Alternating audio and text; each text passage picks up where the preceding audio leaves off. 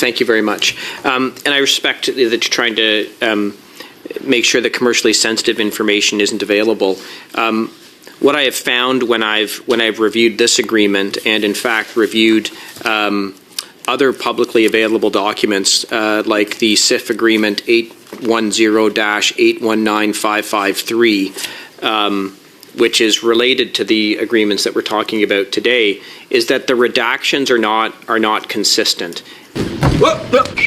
And so what I want to understand is, if you're saying it's commercially sensitive, that's the basis for the redactions, then why is there sort of a lack of consistency between the redactions and the documents? So, for example, in CIF Agreement 810-819553, you redacted the costs of the various, the funding agreement.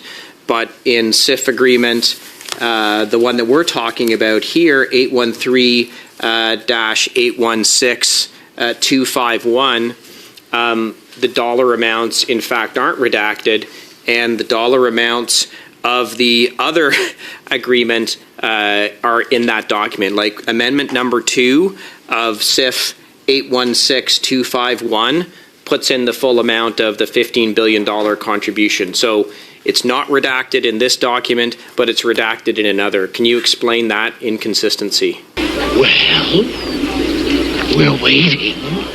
I don't have the other agreement that you're referring to with me. However, what I can say is that when we do get a request for documents for committees, in any case, we always approach the companies at the end of the day to make sure that we actually have a process in terms of understanding what they feel is commercially confidential and could be harmful to their competitive position. And we review that with the companies to make sure that in our assessment we also feel that there's some legitimacy to it being commercially confidential. In this case, as I've outlined in the letter to the committee, we feel that the information that is not included, or that is redacted, maybe I should phrase it that way, is legitimately commercially confidential. So it's about IP strategies, it's about investments in R&D, investments in CapEx, which could actually give some sense to the competitors and give them some sense of what they're doing, and could harm their competitive position. Oh, come on!